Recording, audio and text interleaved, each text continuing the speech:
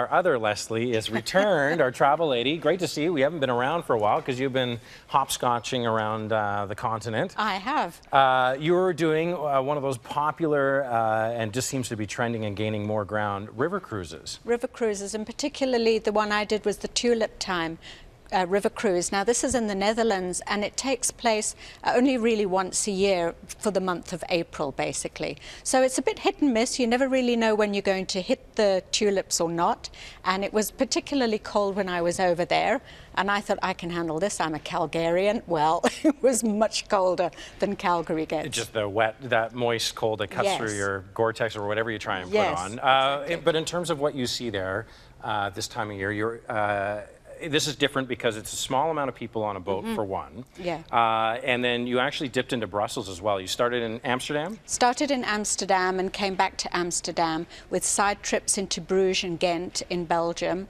And then we did a lot of other lovely things. We went to Kinderdijk and saw the windmills. It's just beautiful. And are these shots from the boat? Yeah, these are. So you're that close to the shore at times. So you really, the difference, I know we've talked about this before.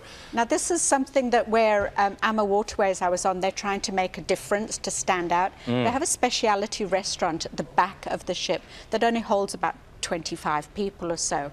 And they have a complete kitchen there where they're preparing the ingredients and the meals for you. So it's very gourmet because they're now a member of the Chaîne de Rôtisserie.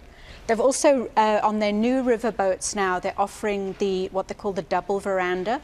So you've got the step-out veranda next to the French balcony. This was my room on there, and you can see the decor is very modern, very light. And we had beautiful sunshine. Just cooler. Just cooler, yes. This was in Edam, where we went on a little biking trip from the ship.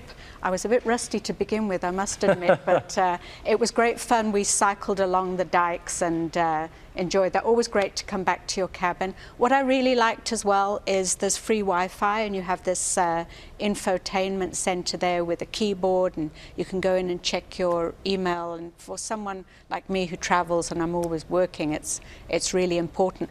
I think what I noticed most about this, and I saw a lot of the other ships in Amsterdam as well, the new Viking longships were there, so I went on board and had a look at them. The Avalon ships were there, I went on board. I saw Scenic as well.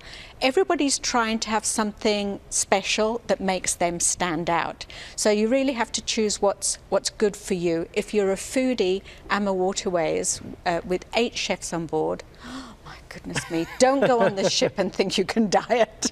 No, it doesn't sound like. Let's talk about some of the price, because there's different rooms, there's different setups for everybody. I think we have a price board here. Right, yes. The pricing generally for this Amsterdam Tulip Time cruise comes in at around $2,300–2,400 for the lowest. Now that's a week with all your excursions, wine and beer with your meals, and fine dining, really.